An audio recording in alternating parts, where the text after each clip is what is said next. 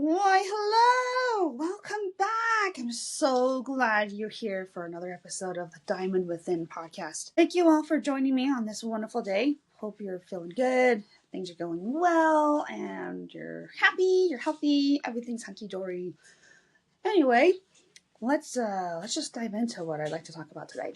So, what I'd like to talk about is first, how my New Year's Day went. So, I did not have the New Year's Day that I would have hoped. Most people are either vacationing for like New Year's or doing family activities. They're going out and about. They're going to restaurants, doing fun stuff like that. That was not me this time. We had stayed up late the night before, just like most people do, celebrating Happy New Year. Woo-hoo! But what happens to me when I don't get enough sleep, and it's not good quality sleep, my thyroid medication does not seem to metabolize well or work effectively. And when it doesn't, I'm very cranky, brain fog is terrible, acne picking is bad, and all the other pest symptoms are just amplified. So, I'm going to give you a brief lesson in pharmacology right now. Are you ready? I am a registered nurse. Alright. I take two medications. You might already know. I take this one, which is levothyroxine, which simulates T4 hormone from the thyroid.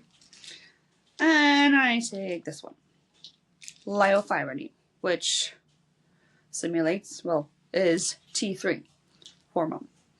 I can't explain all the physiological processes of what happens, but T3 does get converted to T4. But this one I've been taught is like the driver of cellular metabolism by my functional medicine doctor, so this is the one that seems to make me feel the best. This little one. And this one, levothyroxine, is a long-acting hormone. So it's supposed to be taken once a day on an empty stomach. This one is a short-acting. It only lasts maybe 6 hours. So I get to take 2 of those every day. With this one, I take them both in the morning at the same time. And then in the afternoon, I have to wait 2 hours after eating, take it, and wait another hour before I can eat or take anything again. Any kind of supplement, anything. So I have to time my meals when I eat lunch, and then be extremely disciplined, don't eat anything for a good 3.5 hours, something like that, whatever it ends up being, so that my medication works effectively. And this is, these are my lifeline. I'm going to set these down here, because I don't need the object lesson anymore. But on this particular day, New Year's Day, my T3 liothyronine wasn't working very well. It was a crappy morning. I slept in, but for whatever reason, just wasn't working very well. I still managed to get a yoga workout in, because no matter how bad I feel, I always exercise. My 17-year-old had planned a Stranger Things watch party to watch the finale of the final episode of Stranger Things, season 5, I believe. I'm not into Stranger Things. Don't love it. But I'm like, it was a late morning already. I started to get my workout in late, and it's like, okay, crap, now I gotta make a whole bunch of pizzas and get this going and get this set up and help her, because she also slept in and everybody was coming over. So I was getting super stressed. I was already kind of having an annoying, a bad, crappy morning. And then I'm like scrambling to get everything and find everything for this little watch party. And then I reach into my kitchen drawer, and there's an appliance there. It's kind of like a big, I think we call it a spider. It's like a strainer that's about maybe this big, and it's got a long handle. It's used for like maybe deep frying stuff.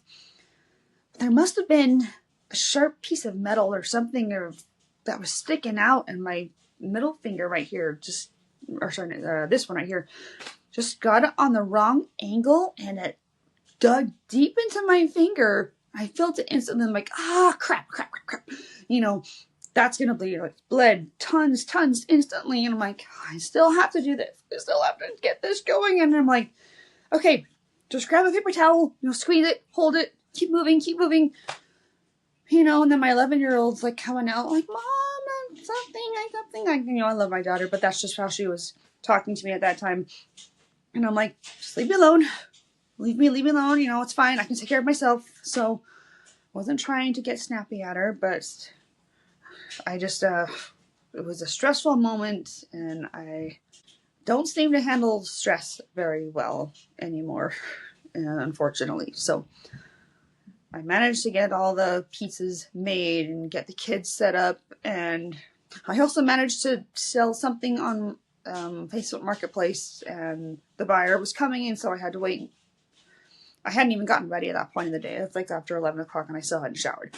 So it was like, oh man, this has been a stressful morning. This is so fun. It's like New Year's, it should be more fun, more relaxing, and it wasn't. I mean, it's not like terrible, but it was just kind of annoying.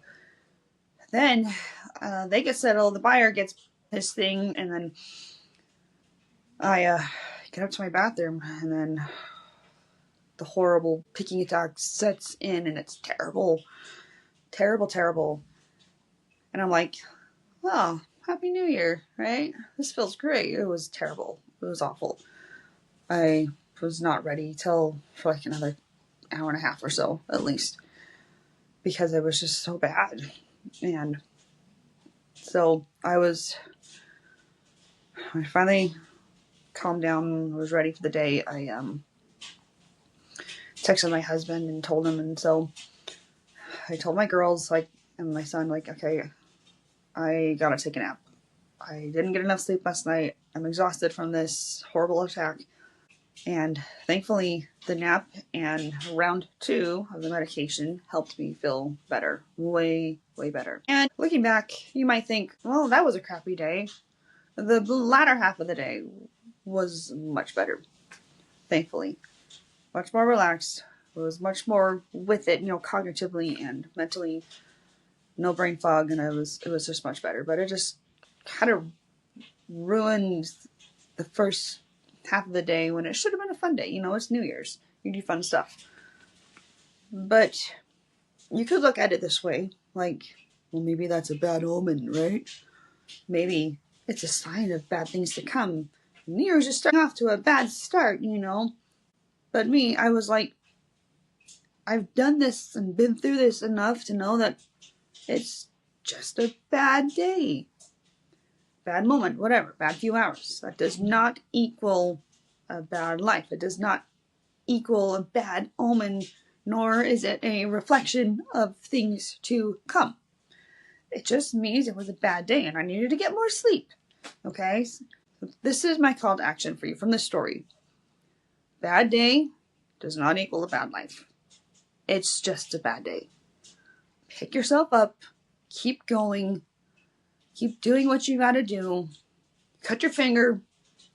Fix it. Band-aid it, whatever.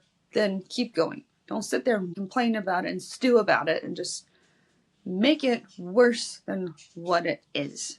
Don't make it more than what it is. That's drama. That's like what some of my kids do. They just make it more than what it needs to be. And it doesn't need to be. So any hard day, any bad day, you just gotta shake it off. You gotta shake it off, Taylor Swift it, just take a minute to decompress, lay down, sit down, whatever, to just let your body catch up and your mind catch up to what's happening, because, you gotta process those emotions, you gotta let the cortisol calm down, and, hormones take longer to leave the body, like cortisol. That's one that, takes a long time to leave the body. The other ones are maybe faster acting. Sometimes you don't see effects from that stress until months later. That's why when moms, new moms have a baby, they don't see hair loss until a couple months later, right? Because that's the effects of the stress. So it's the same thing. So you need time to decompress, to wind down, and to let your mind and body just catch up to what what just happened. So that's why I took a nap. I was physically exhausted. Then I took my other dose of medication, and I was fine. Well, fine-ish. I was still really tired, but I made sure to just take it easy. We played some games. We had some good food, and we watched a movie. We stayed up late again. Thankfully, next day, no repeat effect. So I've just gotten used to these things when they happen, and I just have to deal with it the best I can. I have to do what I'm physically capable of doing. So just like anyone else, we've all got our issues that we've got to deal with, health stuff, autoimmune diseases, chronic health issues, whatever. We all have something that's going to flare up, or, maybe it's joint pain, maybe it's knee pain. I don't care. Whatever it is, something's going to slow you down at one point or another in your daily routine. So take time when you need to slow down, allow your body to catch up to, the stress, and to heal, decompress, whatever it is, and keep going and do the best you can. That's all you can give. That's all you can do. And just make sure that your family, friends, loved ones know that you need some time to decompress, that you need some time to just relax. So that's my advice today. I hope that helps. Hope you all have an amazing day. I'll talk later. Bye.